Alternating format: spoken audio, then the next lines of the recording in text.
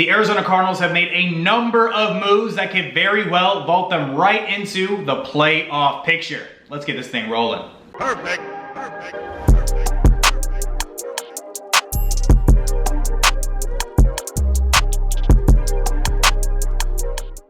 Before we get too far into things, subscribe to support the channel, support your boy, get the bell to know every single time I'm dropping a video, and with that, it's on to the content.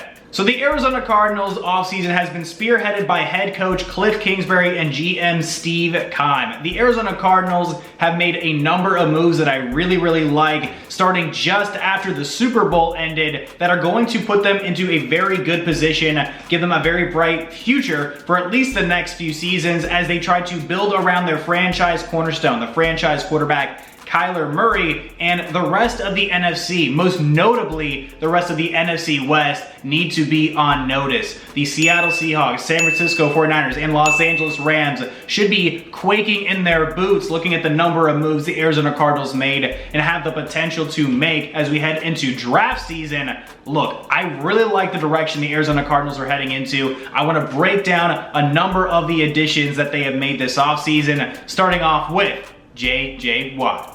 So, as I'm pretty sure you well know, J.J. Watt was released by the Houston Texans, the future Hall of Famer, and the organization decided to part ways, allowing J.J. Watt to become an unrestricted free agent for the first time in his very illustrious career. The three-time Defensive Player of the Year with over 100 sacks on his resume was a free agent well before free agency even began.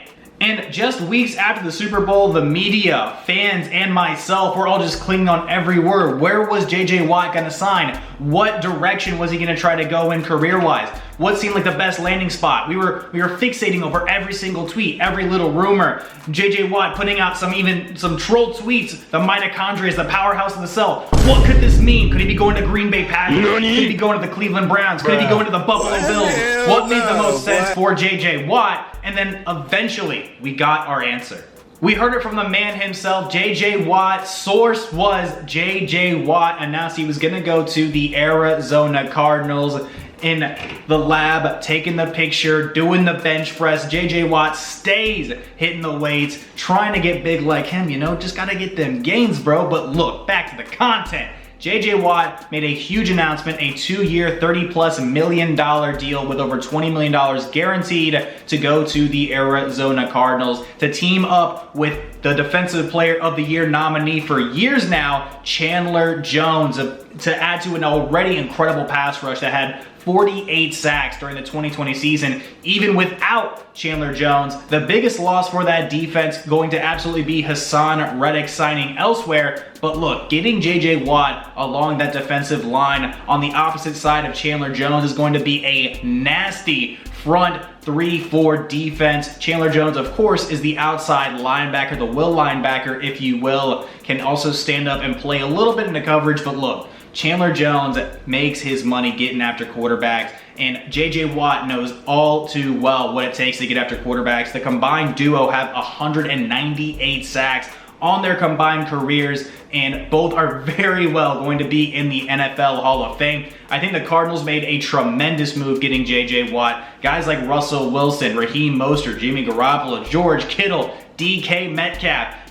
Who else? There's so many great, talented players in the NFC West. They're all going to be put on notice as the Arizona Cardinals defense isn't just going to shut down your outside threats. They are coming after you in the backfield. J.J. Watt, one of my favorite signings so far this offseason. I think it's going to work wonders having that legendary veteran presence in the locker room. Another huge signing for the Arizona Cardinals is the signing of wide receiver A.J. Green, formerly of the Cincinnati Bengals. He had 6 1,000-yard receiving seasons with the Bengals, was one of the premier wide receivers for a number of years, especially during the 2010s. A.J. Green, going into his 10th season, may not be quite the threat that he used to be, but opposite of DeAndre Hopkins. And with guys like Christian Kirk and Andy Isabella becoming studs coming out of the slot. Christian Kirk last year having a tremendous season, 9 touchdowns, over 600 yards on 48 grabs. And who knows, the future of wide receiver Larry Fitzgerald could very well be coming back to Arizona. Could he be moving on to, the first time in his career, another location? Who knows? But this wide receiver core with AJ Green looks dynamic and looks poised for the deep ball. Kyler Murray has a cannon. When he scrambles outside of the pocket, gets some momentum, and can throw it down the field with accuracy. AJ Green and, of course, DeAndre Hopkins going to be a dynamic duo. I love the addition of AJ Green to this receiver core. Of course, having DeAndre Hopkins there is a great receiver and, of course, a great veteran leader. But having AJ Green in there, another great veteran leader who was a team captain for the Cincinnati Bengals, is going to work wonders for that offense. I love the addition here because Kyler Murray is going to have a number of great receiving threats to throw to. The last year didn't even break 4,000 passing yards. The former offensive rookie of the year had to scramble quite a bit to evade tackles, but adding another wide receiver threat allows Kyler Murray to stand in the pocket and continue to make plays to shred defenses without having to worry so much as using his athletic ability to break out of the pocket and then torch defenses on the ground or even take tackles for loss. I really like the move here. Over 6,000 receiving yards in 6 seasons, 9,000 career receiving yards, over 60 receiving touchdowns. AJ Green is a red zone nightmare who can burn you down the field. I think it's going to work wonders for the Cliff Kingsbury offense. And then the final addition I really wanted to touch on is the addition of center Rodney Hudson. The 10-year pro has 10 career sacks allowed out of the center position, is a legend for the Las Vegas Raiders / Oakland Raider fandom. Also spent some time with the Kansas City Chiefs. It's going to be his third team upon his illustrious 11-year career, heading into his 12th season, if I'm not mistaken. Rodney Hudson has been one of the premier center talents in the NFL for quite some time now, making 3 Pro Bowls, one of the more established captains in the NFL. Is going to be a wonderful addition along that offensive line that already features guys like DJ Humphries as well as Justin Pugh, who have spent plenty of time in the NFL. I think Rodney Hudson's going to be a nice addition because Kyler Murray's not going to have to worry about guys coming straight up the middle at him. The offensive line is going to see a huge improvement from this. Hudson, a savvy, solid veteran offensive lineman that's going to work wonders within that offense. Cliff Kingsbury, once again going offensive here, is trying to build up a stable set of weapons, not just in the receiving core, but along the offensive line as well. The Cardinals, these additions, just these 3 players are going to pay dividends for them. Cardinals fans, the Red Sea, should be really, really excited about these moves.